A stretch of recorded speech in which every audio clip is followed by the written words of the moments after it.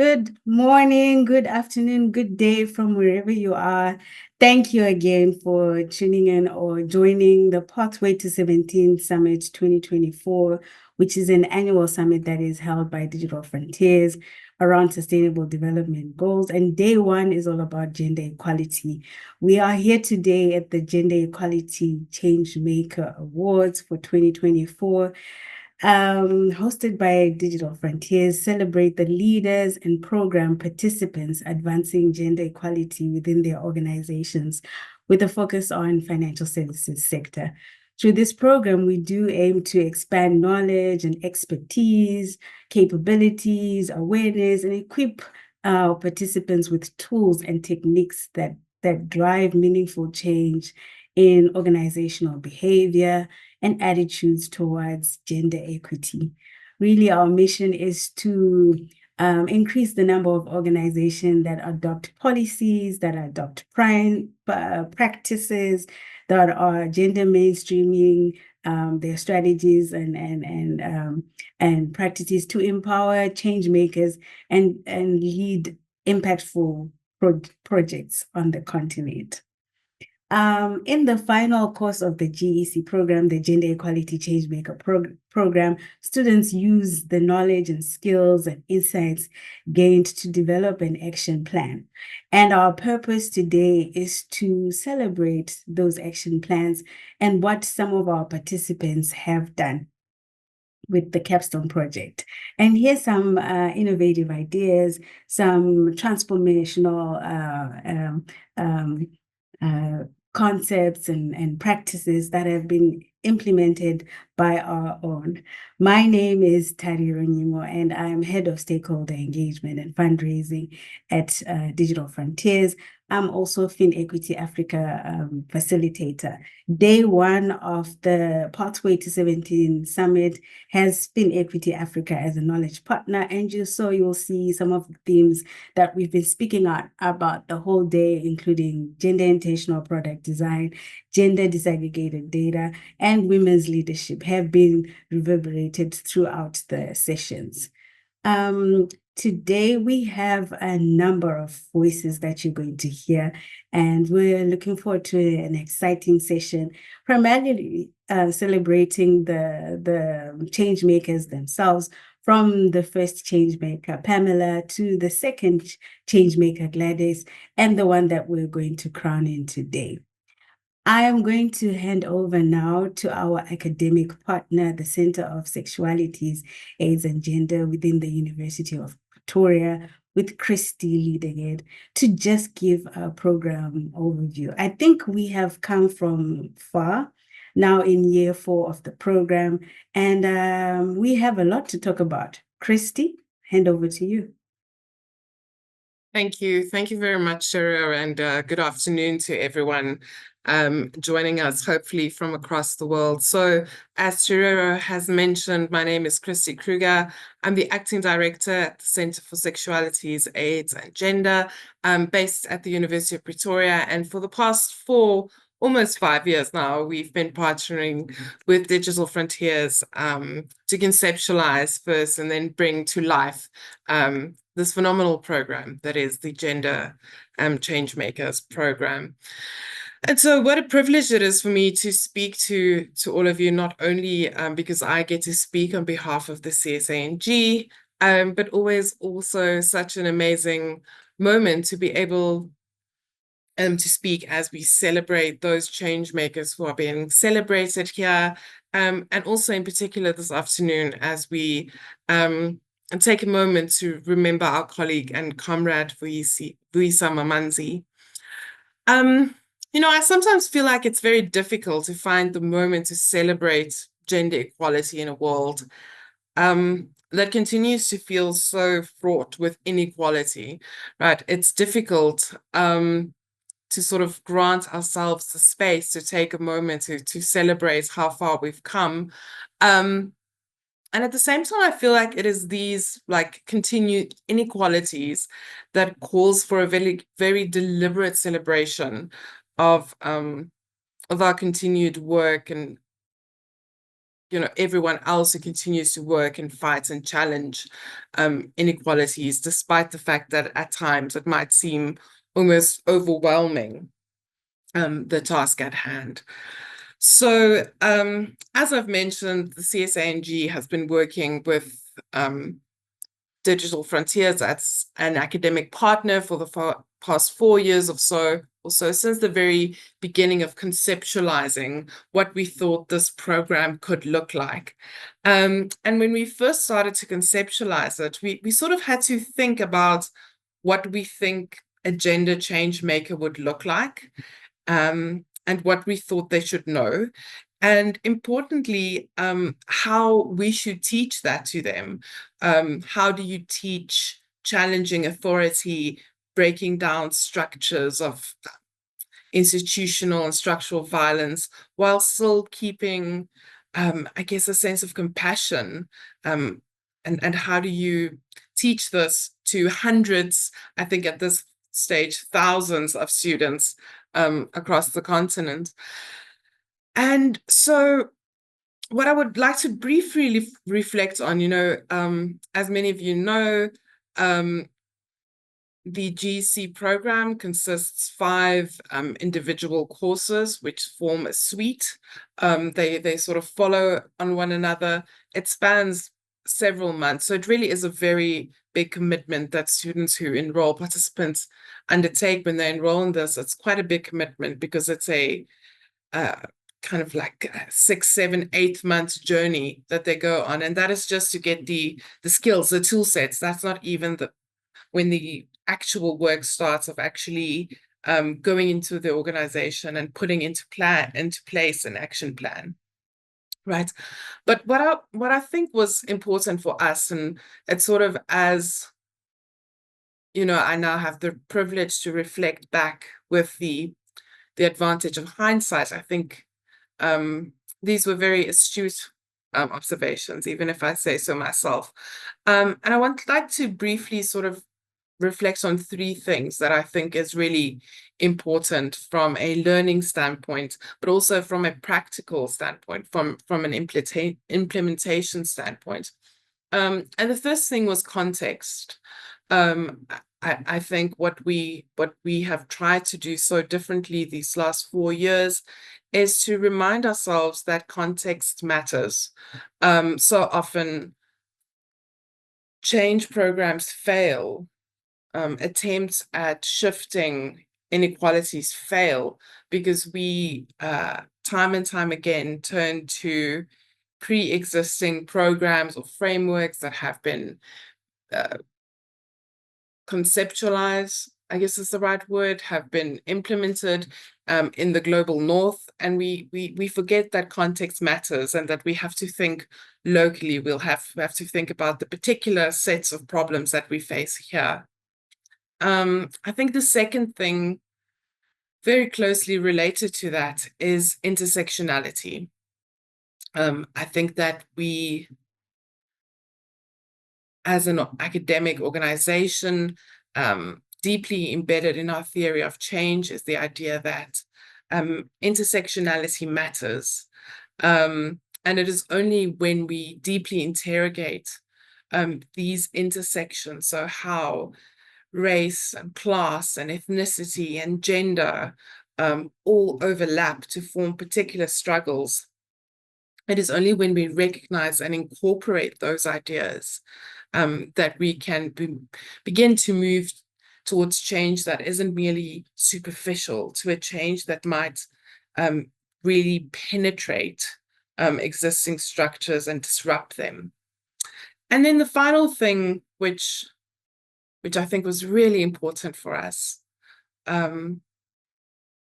was to reflect on our continent of Africa, to really make a very deliberate choice to go against all of those myths around women's empowerment and the position of women and the position of Africa in the world, and to very proudly say that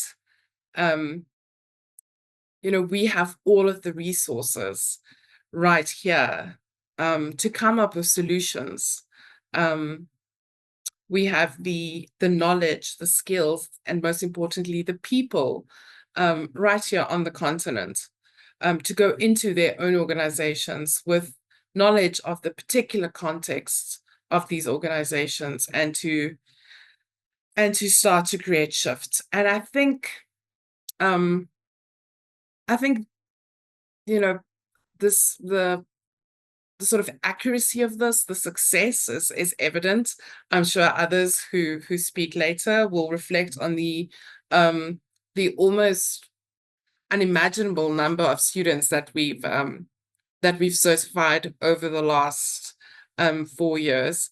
And I'm hoping that in 10 years we can sit at an award ceremony such as this and we can say, it's now been 10 or 20,000 gender change makers that have been certified. And it's been such an amazing privilege over the last 4 years to see how, as one follows the people in every cohort, to see how year after year projects grow, stories grow.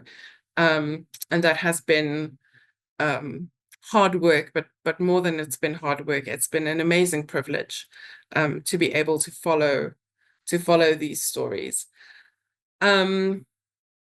And so, I wish it would be so easy for me and for us to take credit for the phenomenal ways in which so many change makers have taken the content of the GEC programs, the texts, the videos, the conversations that we've had in classes, and how they've really breathed life into astounding gender change programs, to take it from the theory and apply it in ways that I think has been very, very impactful. I think we'll see a few of those exemplary projects here and a bit later this evening and celebrate those. But I want to assure you that across the continent and beyond, there are organizations just filled with similar projects, and some might need a little more work, a little more support, a little more imagination, I dare say a little more budget. But these projects are out there and they're being nurtured by GEC graduates who are sort of taking the work that we crafted into a curriculum, and they are weaving it into what I hope is a continent and a worldwide sort of movement of gender change, specifically in this field of digital finance. And so if you will briefly indulge me, I think I have a minute or two left. I would like to take a moment to also remember that, as many of you know, this celebration today comes with a hint of sadness because early last month we sadly lost our colleague Vuyisa Mamanzi, and I would like to very briefly reflect on Vuyisa's contribution to this program. So Vuyisa was someone who very firmly believed that the personal is political, and this was a belief that she carried with her into this work, into the GEC program. So something that stands out about Vuyisa, I think, is the way that she always very proudly introduced herself as just a girl from Gugulethu. Gugulethu is a township just outside of Cape Town. And instead of leaving behind the inequalities and structural and other forms of violence that she experienced growing up in a township as a Black South African woman, she actively brought these aspects of herself into her work.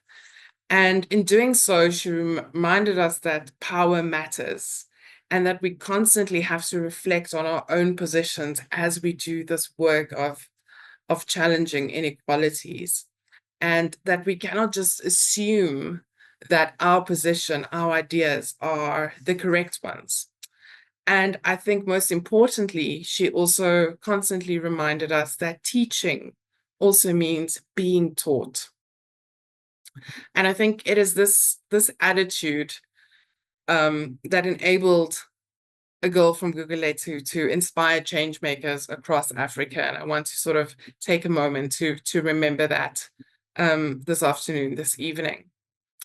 And so maybe just in brief conclusion, as we celebrate these three amazing change makers this afternoon, and as we collectively as a group of change makers continue our pursuit of striving towards gender equality, I'd like to challenge each and every one of us to take up the challenge of sometimes sitting uncomfortably and awkwardly with this idea of bringing ourselves into the work that we do, and to remember that the personal is political, and that we cannot afford to stop teaching nor be taught.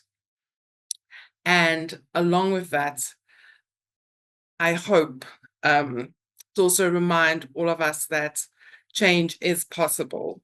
And so I think for me, as sort of a person who's been involved in this project from the very beginning, through every phase of it, I would like to say that I hope this is sort of the opening chapter of something that will grow into something that I hope I won't recognize, because I hope that change makers themselves will take up this idea, this project, and just run with it, to ensure that gender equity and equality is something that isn't foreign to any business anyway.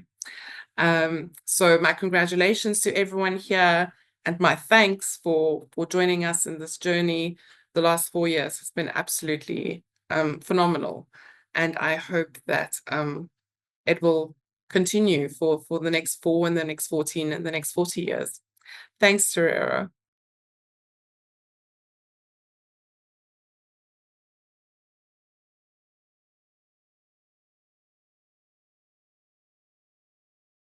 Hey, thank you, Christy. I think my video is not working, but thank you for that. I think that was very heartfelt. I'm going to hand over to Shumani now for her to play a little video for us to remember Vuyisa. And as we think of her contribution to the program and remember all the things that she taught us, we can just spend a few minutes in that memory.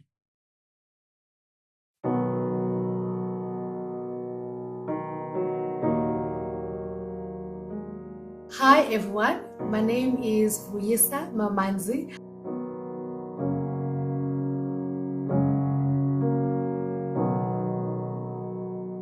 I am a researcher at the center as well as a project manager. I am a self-appointed troublemaker when it comes to gender issues. People do not want to let go of their privileges, and sometimes this has to do with a sense of entitlement.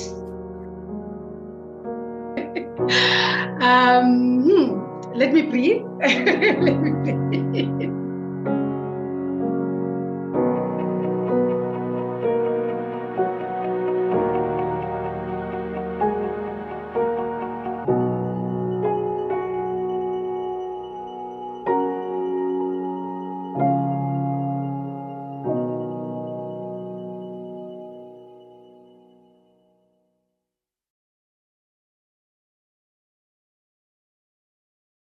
Thank you very much for that.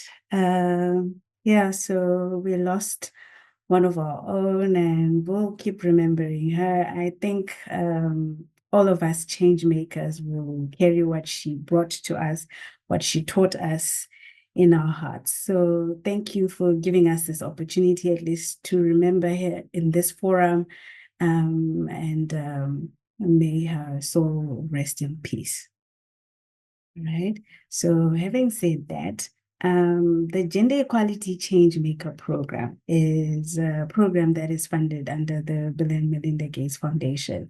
And it really was to bring in this change or this transformation that we hope within the financial services sector. So Digital Frontiers has a partnership with FinEquity, which has a similar agenda, which is to increase or advance women's economic empowerment through women's financial inclusion.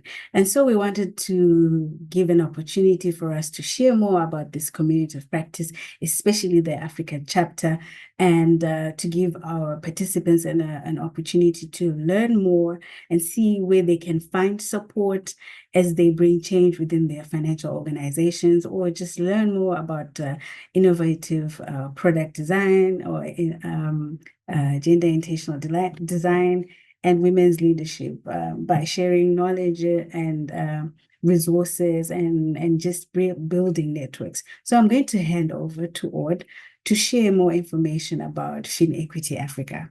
Ord?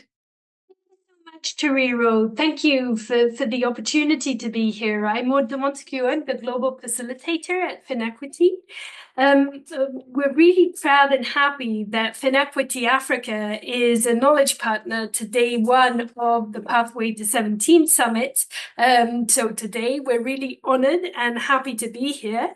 FinEquity is a community of practice on women's economic empowerment through access to finance.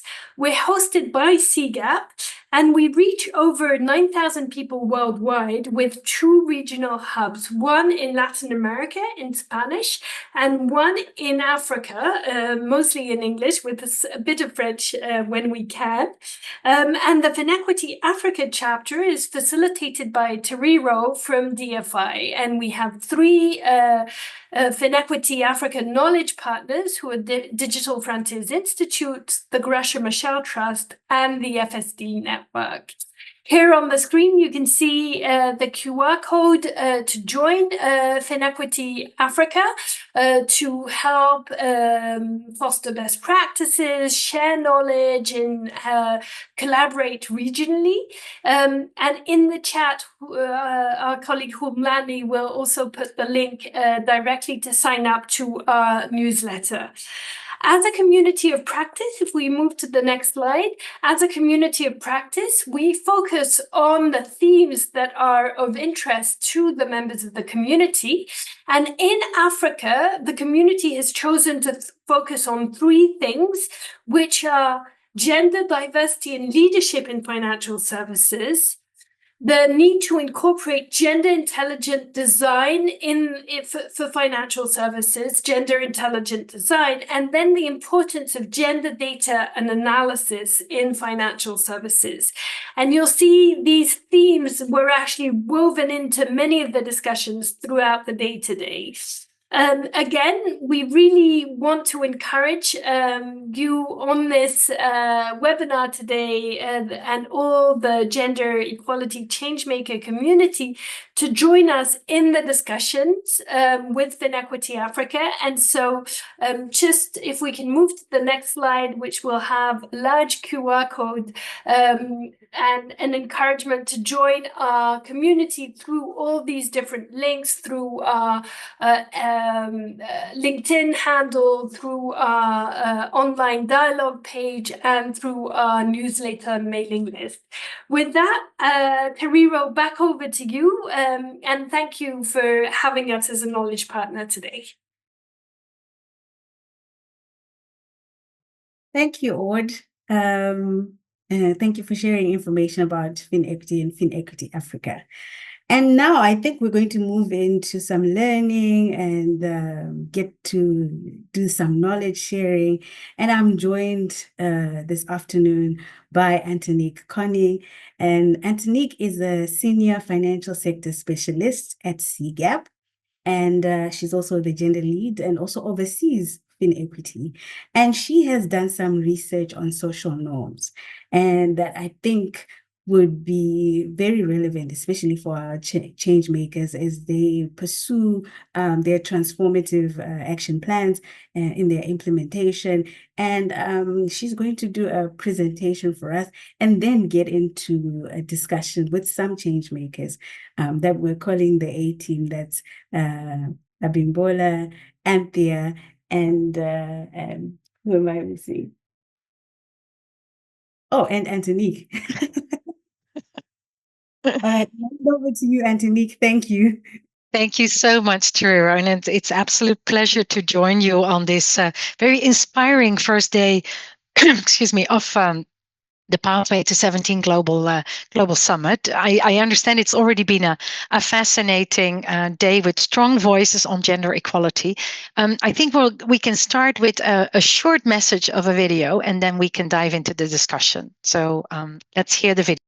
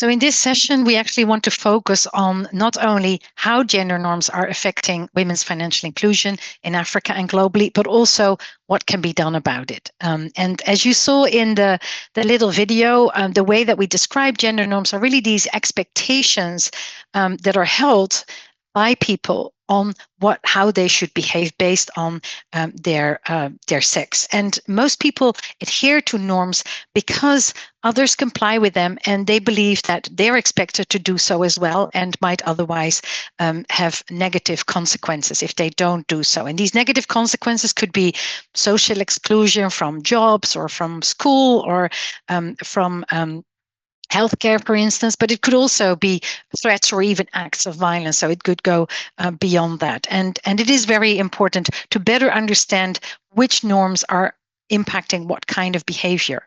Now, gender norms we see have a significant influence in women's financial inclusion, and it's mostly through the rules around women's participation in the economy, and also their access and use of financial services is impacted. And context matters. As Christy said earlier, it does matter where you are and how these norms are rolled out.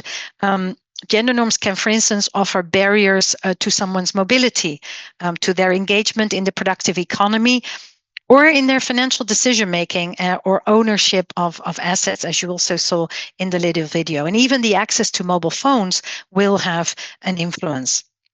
And of course, women are not one homogeneous group of people. It's important to understand intersectionality of which certain subsegments of women are impacted by what kind of norms.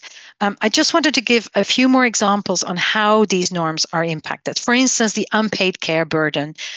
Many women are expected to be responsible for caregiving and the households, and that affects their time. So you often hear the term time poverty. They don't have the same amount of time to engage in business activities, for instance, as men might have. And that also impacts on their potential to use and benefit from financial services.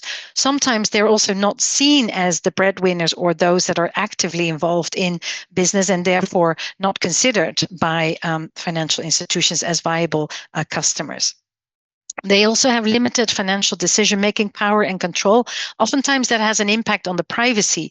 Women may not have the possibility to save openly, and that has an impact on how you design your services. And then digital exclusion. I already mentioned the access to the mobile phone. In some markets, in some communities, is actually not proper for women to own or to use a mobile phone. She might do other things with it than actually using it for digital financial services, for instance. Although this is something that in the times of COVID, we've actually seen improve, which is also an important highlight that Christy pointed out earlier. Change happens. It does improve over time. We see in different places. So gender norms do not only affect women's behavior and women's opportunities and possibilities, but it's important to understand that they also impact on the behavior of other actors in the financial system. So financial service providers, fintechs, regulators, policymakers, credit bureaus, you name it. Every one of those actors that are in these organizations have their own expectations, perceptions, biases, and we need to better understand those. Because they generate biases then in the design or the delivery of financial services. Gender norms are also often originally influencing formal rules that exist in the system. And as you saw from the data from Women Business in the Law in 75 countries, women's property rights are still limited. And that obviously has an influence on access to collateral for lending. But not all of it is negative. I think there are sparks of hope. Gender norms are changing over time, and the power is with all of you, as Christy rightly pointed out. You have the resources and the capacity, and if the willingness is there, you can make change happen. I just want to give 3 quick examples of how change can happen. The first one is by indeed truly understanding what gender norms are prevalent in a market and affecting women's financial inclusion, and which ones of those might be less sticky than others and might be somewhat relaxing, and you can actually see change happen. It's also important to understand these norms so that you can actually work around them if needed. And a good example of South Africa is Time Bank, that actually did intentionally focus on the women's market, and as a result introduced different ways of getting closer to women, addressing the time poverty that they have, and also making the engagement in terms of a hybrid tech and touch approach more responsive to the needs and the preferences of women.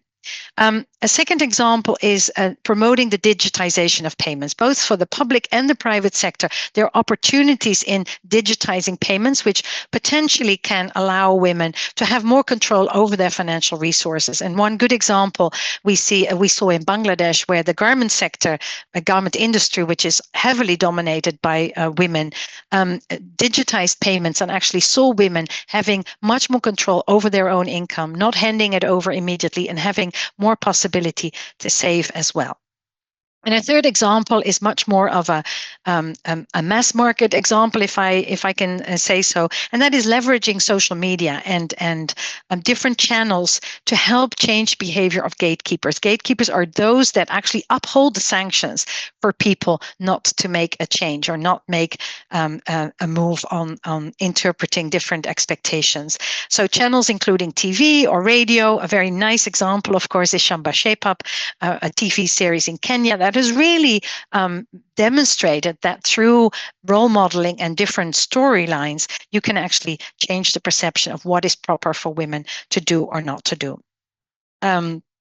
All of these ideas require every actor in the system. It's not just the women that need to change here. It's actually everyone, every part of the financial system needs to better understand which gender norms are affecting or hindering, rather, women's financial inclusion, and which ways can one work either around them or help shift some of these norms in a positive direction, as was said before, for the benefit not only of the women, but also of the households, the families, and the communities at large. And obviously, we need men for that as well. So I think it's really, really important to think through how we can engage men in these conversations and make them see the benefit for everyone. Once there is the capacity and the willingness to change, we can see things change quite quickly. With that, I would like to offer up more examples from the rest of the A team, as Tariro said, and introduce my two fellow panelists here.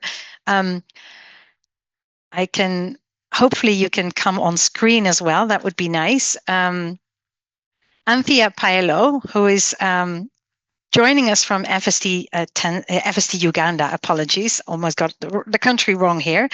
She's the Intervention Manager Business Environment at FSDU. And I would also hope that we can see Abimbola Agbejule, who is joining us from Nigeria. Hello, Abimbola. And we're actually gathered here to hear your stories, Abimbola and Anthea, in terms of how you have understood the gender norms in your particular market, Nigeria and Uganda, and how you see some of the changes possible in your context. And what's interesting is Abimbola comes from, as the head of corporate sustainability at Wema Bank in Nigeria, comes from the private sector. Anthea at FSD Uganda has been working a lot on policy, strategy, and regulation. So I think, Anthea, you can highlight the possibilities that there are from a more public sector policies perspective, whereas Abimbola, we love to hear from you how you are addressing gender norms from within your bank. And I will start with you. Maybe you can share a little bit with the audience how you understand the gender norms and how you in the bank have attempted to address them. Over to you, Abimbola. Thank you, Antonio. Thank you so much. And good evening, everyone. My name is Abimbola from Nigeria. I work with Wema Bank. Gender norms are they're always there, as we all know, but we've been intentional in this part of the world, especially at Wema Bank, to ensure that women are given the right platform, they're given the right systems to succeed. I was recapping the video that was shown us earlier, talking about things that hinder women from getting access. They're actually not different from what we have in this part of the world. And the research is absolutely real. But what we've done is look at women in the workplace, women in the marketplace, and women in the community. How do we make sure that they are actually included both financially and non-financially? How do we put them in the forefront and support them? So we've been intentional as a bank. And so let me start with women in the workplace, because that speaks more to financial inclusion and ensuring that women have the right access, they have the network, they have the right support system to succeed in it. So we created a platform called Sarah by Wema. What do you get on this platform? Women can come here to actually have access to finance is actually very big, and redirect the stereotype that says that women are not achievers. Women cannot do this sort of businesses. And so we've encouraged women to come on board, listen, there are women that will support you. You can have access to finance at a discounted rate, actually at a single-digit interest rate. We provide you with access to mentors, to coaches, access to market in terms of giving you the ecosystem to be able to reach out to the audience or the target market that your services or your or the business that you run is interested in. And so we've seen tremendous growth, which is actually open information, is out there in the internet. And actually we've empowered over 1 million women in this round. Another thing that we've done intentionally is look at women in the workplace. And so we set up something called the Wema Women's Network. So what do we do at this network? This network is actually for every woman in the bank, regardless of your location, either you're in the North, East, West, South, or regardless of your grade level. And so you can all come together, learn, aspire, inspire, provide support for you at the professional level and also at the personal level. So when you have issues, there's always some big sister waiting somewhere to give you the support that you need, even on the career path. And all of these things we're doing to ensure that our women succeed. We put more women in the talent pipeline to become leaders within the organization and leaders within the society. And one important thing that was done is to actually make men our allies, because if the men are not involved, we don't get a lot of things done. And so we collaborate with the men to ensure that some of these programs are implemented. We make sure that some of them are our sponsors as well. And we ensure that they commit to it. And what we've done to encourage the men is to create something called the GEC Awards. And so this is like acknowledging and also giving some sort of award to men that have provided support and gone the extra mile for women within their area, their department or their office or within the bank system or at the leadership level. But the MD of the bank is actually the major he or she driver within the institution. So it drives women and support women both at the internal level and at the external level. So if you're a Sarah customer, you have access to the MD, access to the platform, access to finance, and link you to other impact investors. So there might be businesses that we might not be able to run, but we give you access to other people that will support you. Then on the last level, the women in the community level. So we have something called Alcoholics. Alcoholics is bringing together young tech minds to design solutions that will actually impact the society digitally. Digital is actually the best way to go. And so with your simple mobile phone, there's so many things that you can get. And so when we have this series, we try to look for things around health, because health is important. We want sickness. We've found women losing their entire revenue that they've created over the last 5-10 years when they run businesses. And so we've created platforms, solutions where women can have access to healthcare. And sometimes some of these women are disadvantaged, and we know that, but they still want to be responsible for themselves. So they have some programs called Plastic for Health, which we did through one of the startups called Social Care. Women can bring in plastics that can be recycled, and with this you get health insurance. And so you're covered, your child is covered, at least 2 children are covered using that platform. Another one that we've done excellently well in the southwest part of Nigeria, Ondo State, to be specific, is we realize that women in this particular area die when they're about to give birth. And this really happens because of hygiene issues. So what the tech startup have done, Natal Care, and they're online as well, which you can actually look up. What they've done is to create a mobile phone. So actually, with your feature phone, you don't need the sophisticated phone. You get messages from the doctor, what to do your first trimester, the second trimester, the third trimester, what you need to prepare for to deliver your baby, and also to create a wallet. That's some form of financial inclusion. Setting aside $1 per month to actually provide some hygiene equipment that will allow you to bet your baby in partnership with organizations that are willing to provide support, and also organizations that provide hygiene products. And so with this, we found that many women have been protected, and child death rate has reduced significantly in this area. I think those are like some of the words, but if I have opportunity to speak again, I can share more ideas with you. Thank you very much, Antonique. Excellent. Thank you so much, Mbola. And I think it's really important, all the initiatives that you mentioned, that this intentionality of the bank to say, there is no equality necessarily. And if we do want to reach the women market, then we have to think differently, think about their preferences, their needs, and the role modeling of your MD obviously plays an important role, and engage the men, as you rightly pointed out, and in different ways, and entice them. A very good example of what, as a private sector, you can do that doesn't only shed light on your customers, but also your workers, and no doubt has an impact on the community at large as a role modeling bank. Moving to the public sector, Anthea. In Uganda, you've just undergone a gender norms diagnostics together with the colleagues at CGAP and the FSD network, and you've learned quite a bit in terms of what some of the challenges are that are preventing women from advancing further with access to finance and use financial services. Can you share a little bit more about what you learned, and also what some of the policy recommendations are that are coming out of that work? Oh, thank you so much, Antonique. I'll start with I would like to put it in 4 key scenarios and take you through the journey of the study. And one of the key things that stood out for me in conducting this study or participating in this study was when we spoke to some of the ecosystem players, and we asked about the policies and strategies and whether they're gender intentional. And very proudly, most of the ecosystem players would say, no, we are gender neutral. We are gender neutral. And it was taken like a positive thing, the fact that we are gender blind. We don't see whether it's man or woman. And so that was an interesting response. The second scenario was when we were speaking to some of the financial service providers, and we asked them, during the course of the study, one of the questions that we asked was, how many women are working in the bank? And so very proudly as well, that we have more women than men in the bank. Okay, that's fantastic. How many people are in EXCO?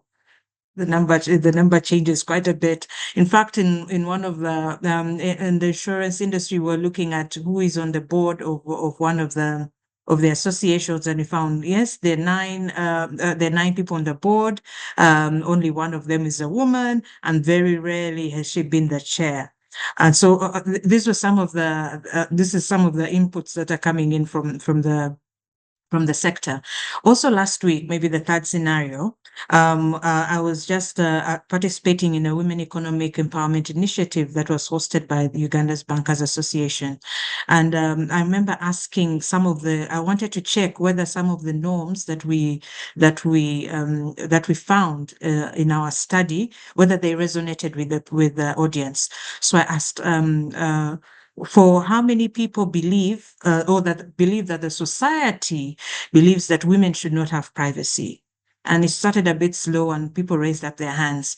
And they said, how many people believe that you should not, you should share all kinds of information, including your bank account details with your bank? How many people believe that society believes? Then the sound became much louder. People began raising their hands a bit more.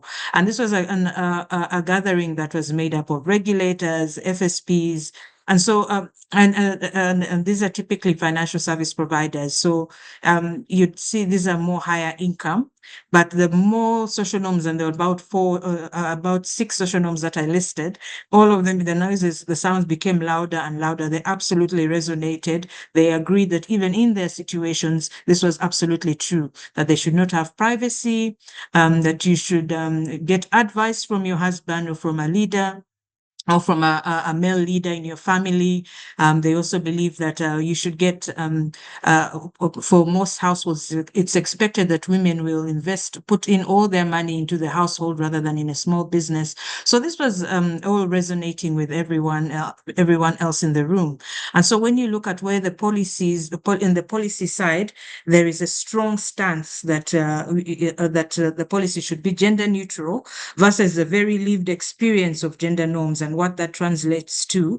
That was a very interesting perspective. In fact, what we found, just referencing the FinScope 2023 study that came out, we found that most women, in fact, over 84%, access a lot of their credit services from Tier 4 sector, which is made up of SACCOs, those are saving cooperatives, and village and savings and loans associations. And we found a key part of that was because women would actually like privacy. And so with the SACCO, you can actually tell your husband that, the money is with the SACCO. I don't know how much it is. I just leave the SACCO there. I just leave the money at the SACCO. It's a bit different with the bank, because you're required to, if you wanted to get a loan, for instance, you'd have to come with your spouse. You have a PIN, you have a card that someone else could access. With the SACCO, you have this kind of safety of a peer, of peers around you. So those are the kind of I don't know, contrasting experiences. And so what we found in working with regulators and policymakers is that there's very much a need for sharing knowledge, capacity building, and understanding about this space, just kind of showing that lived experiences are impacted by even what the thoughts and the beliefs are of the regulators, of the financial service providers, of service functions that directly impact some of the barriers that women experience. So it has been an ongoing journey of supporting them, even with things like collecting sex disaggregated data. And I'm happy to mention that after we spoke to that association, they went back to their chairperson and said, you know what, why don't we have a woman who's a chairperson? And there's now a woman who's a chairperson. So having those ongoing conversations with them, supporting them in the strategy process such that they can include and mainstream women. Excellent. Thank you so much, Anthea. And I think this notion that once people understand that gender neutral is not something to be proud of, it actually has a negative impact, because once you take the lived realities into account and the gender norms that are there, kind of balances it out. And so I think that's raising this awareness, getting better understanding how norms affect behaviors and affect constraints is critical in our context. I'm really sorry, Abimbola and Anthea. I know there's a lot more to share from this A team, but I think we're running out of time, and everyone is, of course, dying to know who the winner is of the award. So I think I'll hand it over back to Rira. But thank you so much, A team. This was really wonderful. Thank you. Well, thank you to the A team. I think I learned a lot. especially about social norms and how social norms affect behaviors, and then how it affects market participation and markets themselves. So thank you. And it was really great to hear from the Wema Bank innovative products in Nigeria, and then come back to Uganda and see those conversations happening at that level. But coming back to our awards and the people that we're here to celebrate, I think we have our 3 nominees here who went through some process of interviews and sharing feedback and reflecting on their on resistance issues that they faced when implementing the project, just reflecting also on their journeys. We're getting closer to actually finding out who the actual winner is. And I must say that Abibola, who also shared on the social norms panels, on the 18 panels, is one of the nominees that we're going to be celebrating today. So good luck to you, Abimbola, and the rest of the nominees. Now, before we get into finding out about these nominees and their journeys, I think that we should hear from the 2023 Changemaker, Gladys. Gladys, this is your opportunity to reflect. This is your opportunity to share with us what the title has done. This is your opportunity to also update us on how implementation of your project has happened, and just the support that you've had on your journey. So I'll hand over to you, Gladys.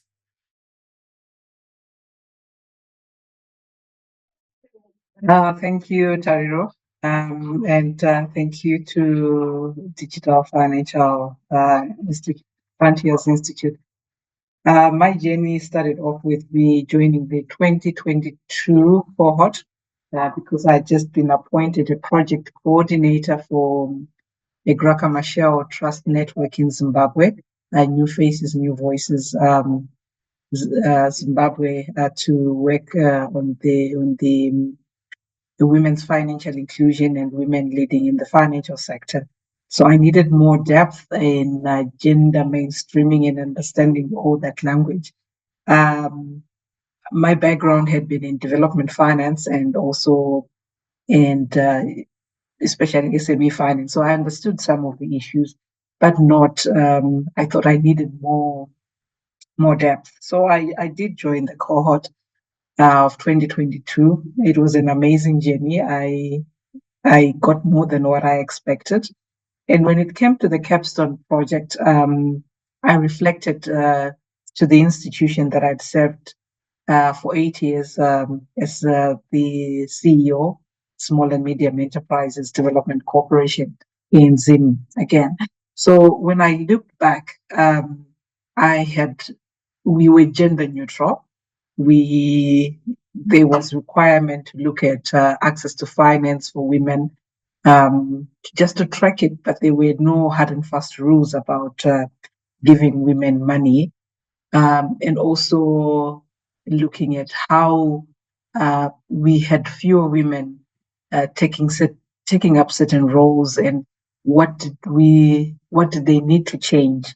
So that's what I worked on and said, probably this is what I can do. And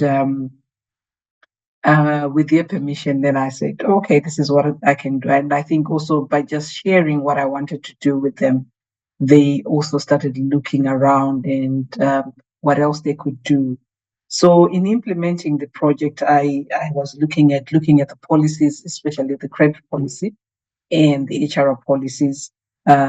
Credit policy, because that's how do we make access to finance speak to women, and also the HR policy, how do we ensure that women are occupying the positions that matter in decision making, and also client facing positions such as credit analysts, and being empathetic to women as well. So in that process, they also got another partner to look at their policies. So on implementing the project, I then also iterated my implementation to include a survey tool to check, or really a pulse to check on what was happening. And was SMEDCO achieving the desired results, and who was actually implementing and who was actually helping to champion the process.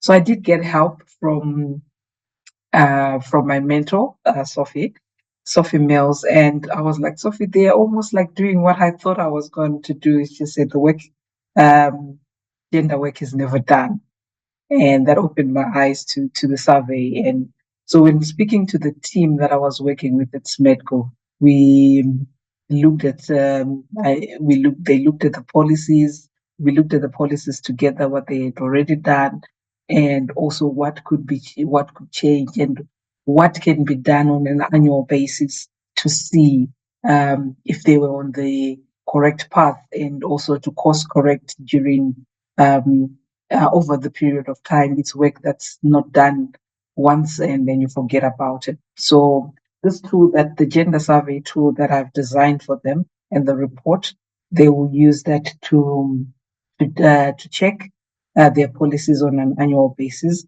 And I, being a former employee, we have agreed that I will also be part of their support system to ensure that women are financially included.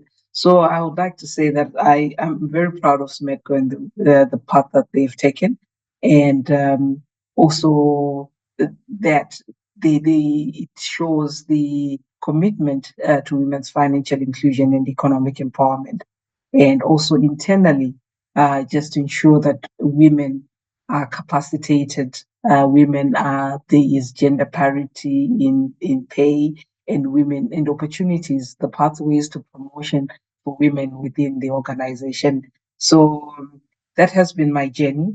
On a personal note, just being the gender change maker for 2023 opened new doors for me. It gave me confidence as consultant to apply for positions or opportunities that I wouldn't have done previously, when you're looking at women's economic empowerment and access to finance and financial inclusion.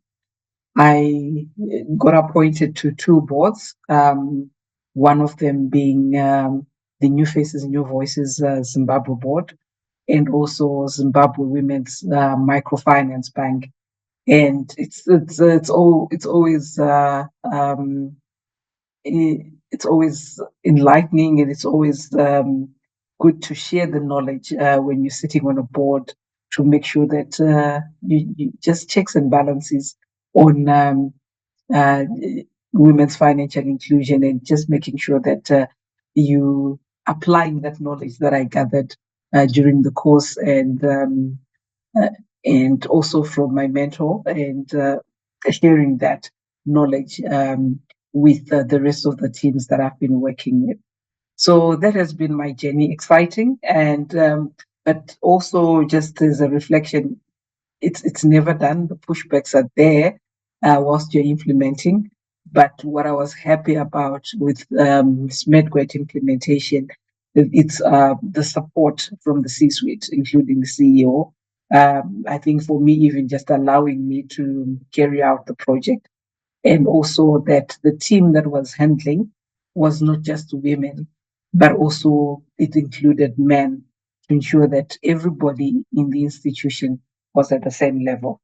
I think that Tariro is my journey, exciting, but also always contextualizing it, the work, to what you are working with on the ground, was very important for me to be able to generate the survey tool, and also making the report relevant to SMEDCO for course correcting. And I hope to continue doing this on an annual basis before I hand it over to them to be able to do that on their own. Thank you. Thank you, Gladys. I think it's always great and inspiring to hear what change makers are doing, who actually go out in their organizations, approach them, and apply the knowledge, the many sources of knowledge that they would have gained from the trainings, and from resources shared and the many platforms, and actually try and implement it in their organization, I'm always inspired by that. So congratulations and well done to you. Looking forward to more impact stories from you. Thank you for sharing with us. Thank you for sharing with the nominees that are here and other participants who have their action plans and who are trying to actually be real change makers and initiate such programs in their organizations. So I think we're getting closer and closer now to learning a little bit more about our nominees' stories and actually crowning our 2024 change maker. So I'm going to hand over to Hlumani to introduce our change makers through their videos. And let's listen and watch and learn more. Hlumani.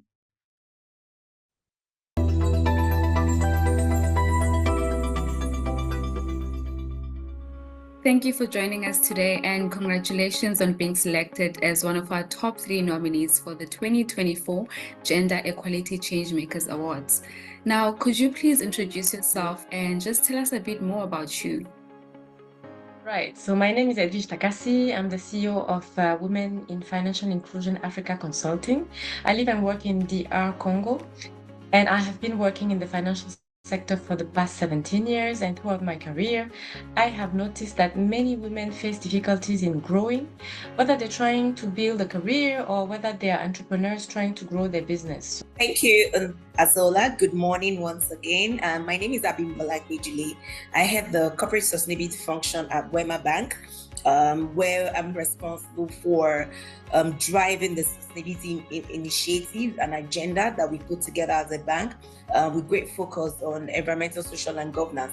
That's ESG.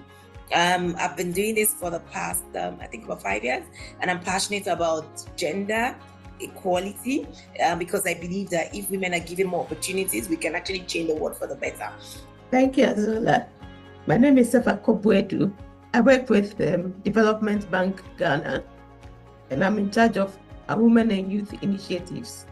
So the Development Bank Ghana was set up to provide funding to the private sector, and we seek to be inclusive in all that we do. And to be able to do that, we've actually set up a desk that takes care of our women and youth initiatives to make sure that no one gets left behind. And that is the role that I play in Development Bank Ghana.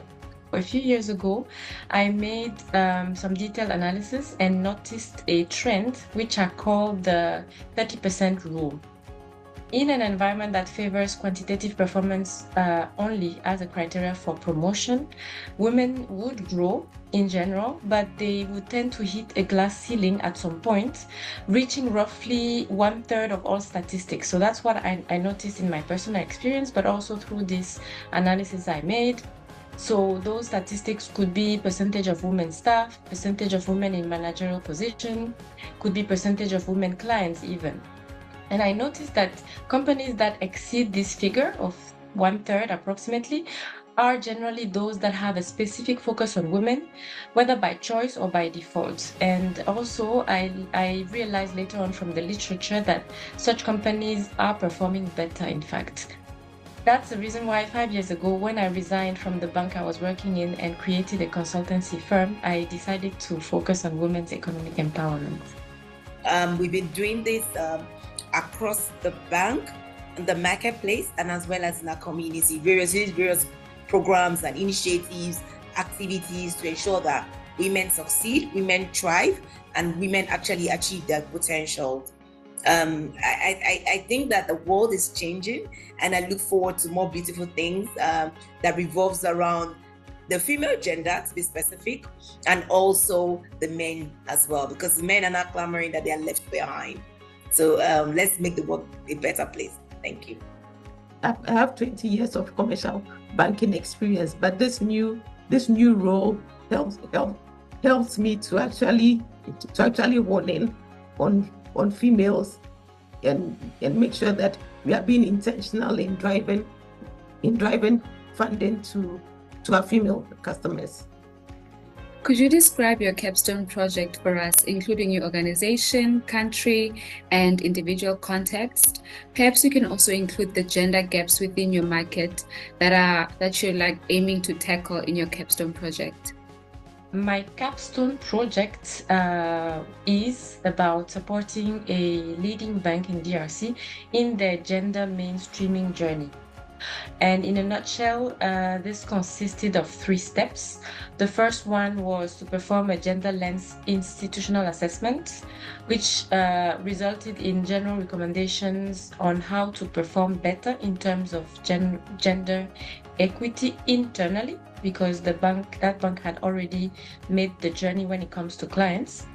The second step was designing a gender policy to crystallize the institution's vision and objectives when it comes to gender, so that actions could take place within an institutionalized framework, and last beyond changes in management, because I also noticed that when there's a change in management in a company, sometimes the focus is shifting.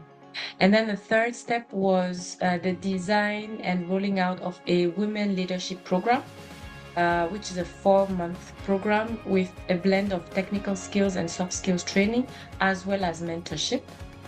So that's in a nutshell my capstone project.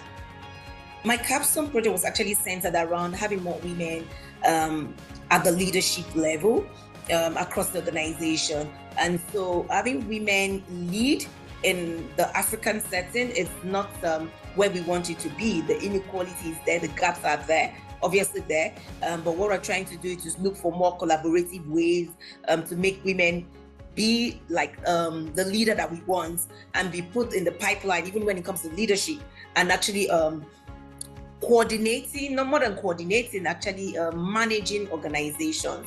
And so what I intended to do with the capstone project within my own context and within my own organization is to help more women to have some voice within the organization, actually help them to lead and get men as allies to collaborate with men to make this happen.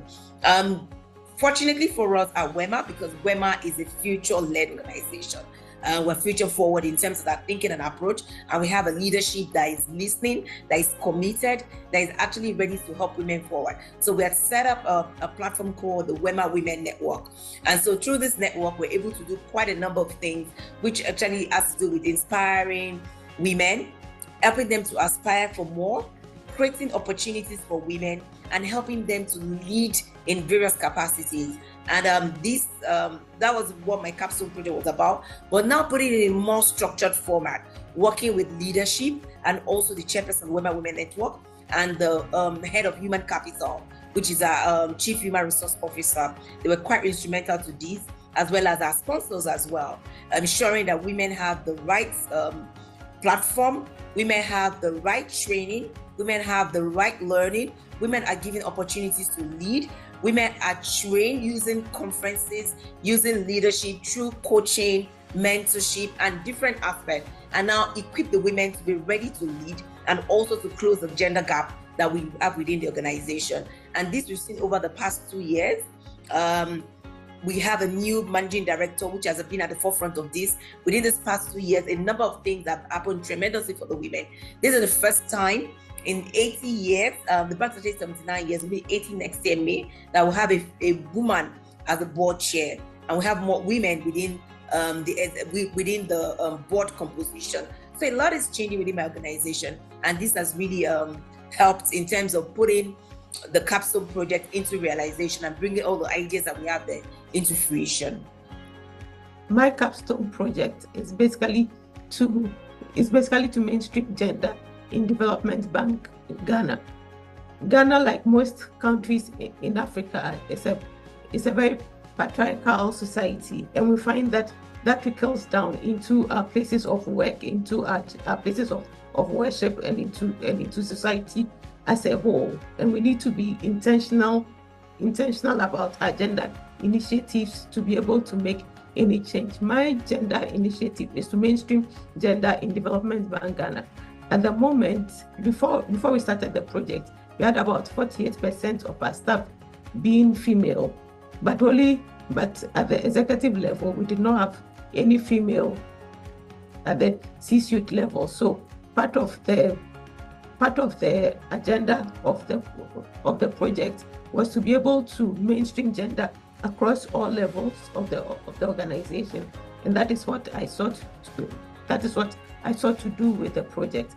In addition to that, I also wanted to tackle conscious and unconscious bias, because by dealing with people on a daily basis, you find out that you are not very intentional. If you're not intentional about gender and its impact, you will not be able to get the outcomes that you are looking for. So that is why I set out to do this project.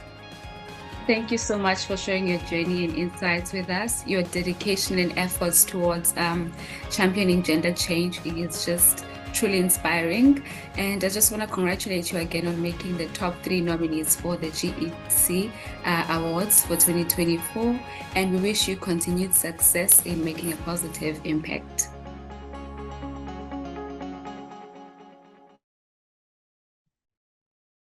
Thank you, Shumani, for that. And congratulations again to our nominees, Abimbola Agjulule, Edwidge Takasi, and Sefako Boadu. Thank you so much for your stories. Thank you so much for the work that you're doing. I just wanted to at least hear your voices before we move to the next session, which is just a reflection on mentorship, just so that we can hear all the nominees' voices. Can I ask something?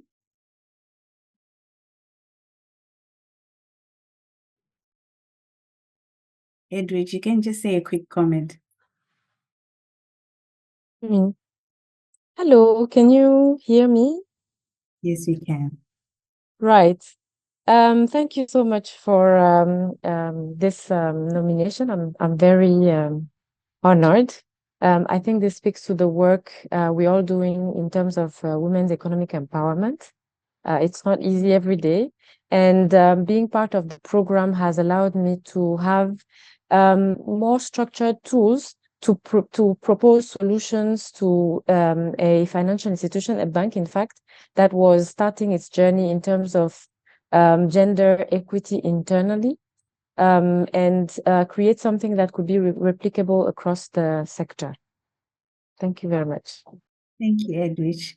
And Sefako, can you say something? Hi, good afternoon, and thank you all for this opportunity. I'd like to say that being part of this program has been really, really helpful, and it was also at a good time, because we're just about to start our gender journey. So it really helped us. And I'd like to mention that Edwidge was one of the consultants that helped us draft our gender policy. So together we are working to make sure that gender equality is something that is done across the whole of Africa, and we also make sure that we do not leave anybody behind, but we carry ourselves along and support ourselves on this journey. Thank you. All right, thank you, Sefako. And work from Development Bank Ghana. I think that is very exciting, and to hear that Edwidge, you were part of that is even more amazing. Abimbola, I know we've been hearing your voice. Maybe you can also just say quick comments. Yes, thank you. I'm actually truly honored to have gotten to this level. When I was referred to this course, initially, like, why would I sit down here for 5 months going through this sort of program that I didn't think I'm interested in? Why don't you try?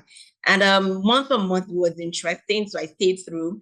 And I think that what I've learned has actually helped us to shape what we have, especially under the Women's Network. And I'm proudly happy that we've implemented a couple of things, a number of initiatives that we picked from the program. Women will change the world, and I'm looking forward to that in the near future. Thank you. All right, thank you very much. We're nearing to the end, and I just wanted to talk about mentorship on behalf of Sophie Mills. Sophie has been a mentor to 2 of our changemakers, the 2022 changemaker Pamela and then Gladys. And how we implement the mentorship is really based on availability. We've also had mentorship from our Gender Equality Changemaker Program Advisory Board. I think Franz Wong has also offered his mentorship for the 2022 runner-up.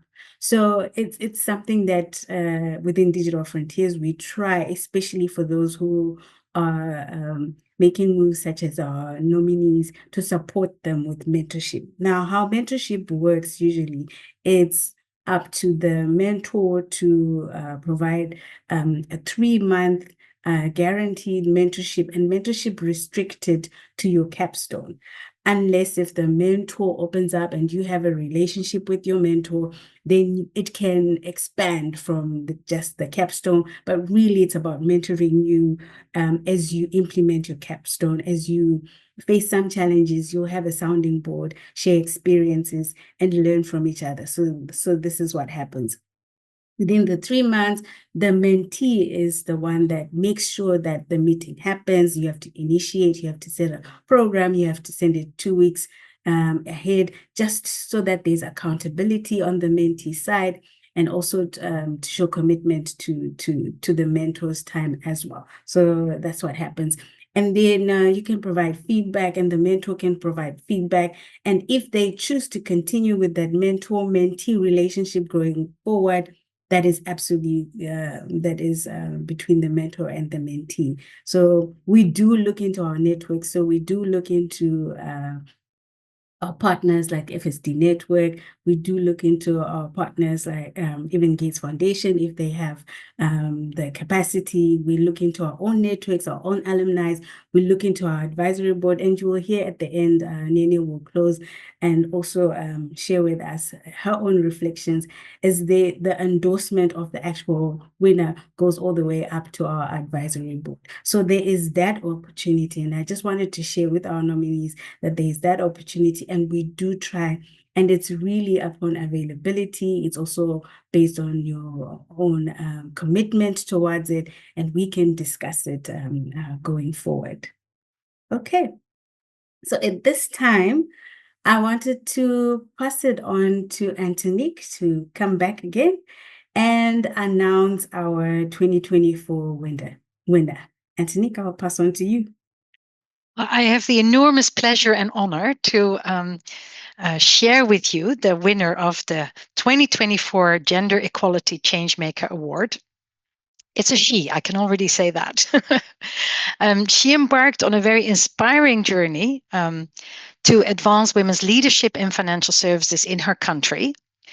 She's already implemented her capstone project, driving change within a leading bank, conducting a comprehensive gender-focused institutional assessment, developing innovative gender policy, and launching transformative training through a women leadership program. We're getting closer now, right? Her organization catalyzes inclusive finance, entrepreneurship, and women's economic empowerment, directly supporting banks and microfinance institutions across countries, including the DR Congo, Cote d'Ivoire, Togo, Benin, Cameroon, Senegal, Kenya, and Ghana, as we just heard. So the 2024 Gender Equality Changemaker Award goes to Edwige Tagasi, the CEO of Women in Financial Inclusion Africa Consulting. Congratulations, Edwige. You've certainly earned it based on all the experience you shared. You're now up to the 100%, not the 30%, with all your intentionality. And I would just say also a congratulations to the runners-up. You were very, very close, and let's make the world a better place and make change happen. Thank you very much. I'm so very honored and so happy for this award. Thank you so much. This means a lot to me. Why? Because when I embarked on this journey, I was really doing things from intuition and from my past experience, and not so much from the real solid competency side. And this was brought to me by the training I received. So this is truly an honor and an accomplishment, really, so to say. Thank you so much. This really means a lot. Congratulations. I'm so happy. Congratulations, Edwige. It's inspiring to see what you have done so far in all the territories that you have worked in. I mean, Sefako already mentioned that you helped them in Ghana. I think it's truly inspiring and well done. Looking forward to hearing more inspiring stories from you. And yeah, I hope the title gives back to you even more. I think we've had such a journey, right? Lots of conversations, lots of voices. We reflected on the program with Christy. We reflected on Vui and what she gave us on the program. We talk about social norms, and we heard from our nominees and their stories and their work, and we've been inspired. I think it's a good time for us to conclude and hear some remarks from one of our advisory board members, Nene, to give us the closing remarks. So I'll pass on to you, Nene. Thank you. Thank you very much, and congratulations to all our esteemed women professionals that are on this platform. We really, I enjoyed listening to this. And just in terms of summary, I want to just steal from what Gladys said in her intro when she said, I got more than I expected. So clearly, when you listen to all the nominees here, that this program really means a lot. It goes very far.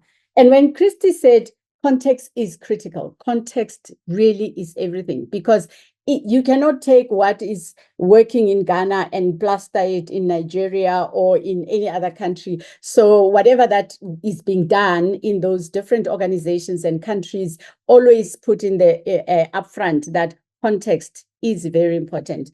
Do you understand? Have you done analysis of what your context is, so that you must provide what is necessary? And also loving the input that was given by Antonique on social norms, on gender norms, which really, if you look at everything that has been presented here, it's very relevant. So I just want to highlight a few things from Sefako's capstone. When she was saying we are very intentional about gender, she aimed at mainstreaming women at both C-suite and other collective levels. Often what we find is that people tend to like, either focusing on top management, and then they forget that all collective levels are also important. So for her, that was really important. And another thing that she mentioned was running conscious and unconscious bias, because this is critical ingredient, a very critical ingredient to ensuring that the work that you are doing does not fizzle out, because the biases are real. So we really thank you, Sefako, for the work that you're doing. And also Abimbola, your capstone around having more women in decision making and looking for more collaboration. The one thing that made an impact for me, you kept on emphasizing collaboration, that we need to look at men as allies. While we are driving and pushing gender equality, you cannot push men aside, because in the workplace, we're working as all genders. So I liked how you emphasized that, and also your women's network, the work that you're doing. So men as allies and sponsors, that we work together with them. And Edwidge, for you, one thing that also made an impact as from your video and the work that you're doing, when you identified those 3 steps, how to perform better on gender inclusion, designing gender policy, so that all actions that are happening in the organization are geared towards that policy that you have designed, and also designing women's development program as well. So we can say that all the nominees, of course, they are talking about a women's development program, and that what also was a plus in your presentation was, fine, we can take people through a program. the so what after that. So the so what that you mentioned was that those women got assigned into a project so that they implement that which they have learned. So when you've already implemented that which you've taken them through, it truly shows that this program is working and this program is implementable. So we truly loved all the work that all the three of you are doing and continuing to say that it shows. Back to what Gladys said, I got more than I expected from this. You know, just as my last word, I'm often, when we do the work on gender, I often hear this word that, why do you still do gender work, right? You've been doing this for so long. Isn't it enough? Just forget the past, forget everything. And I like using this analogy that, you know, if you're driving a car, right, you are moving forward. Every car has a windscreen or a windshield, others call it. And the windscreen is bigger than your rear view mirrors. The reason why you still have to look back at what are those things that women went through that we need to eliminate. You have to look back a bit while you are moving forward. Yes, your windscreen is bigger because we all want to move forward, but you cannot totally drive a car without your rear view mirror. You have to look at where you come from. You have to look at what is it that we don't want repeated in the world of work, within the marketplace, in our communities, in order for us to say we are truly advancing with regards to gender and with regards to mainstreaming this. So thank you very much to all of you. Congratulations just by being nominated, and congratulations, Edwina. Thank you. Thank you, Nene. I'd like to thank all the speakers, all the voices that we've heard in this session. Thank you very much. Congratulations to Edward. Congratulations to Abimbola and Safako. Continue with the journey. Get in touch with us, share our stories, share your stories, and we will continue the work for gender equality. I'd like to then end the session and say thank you very much. Enjoy the rest of the day.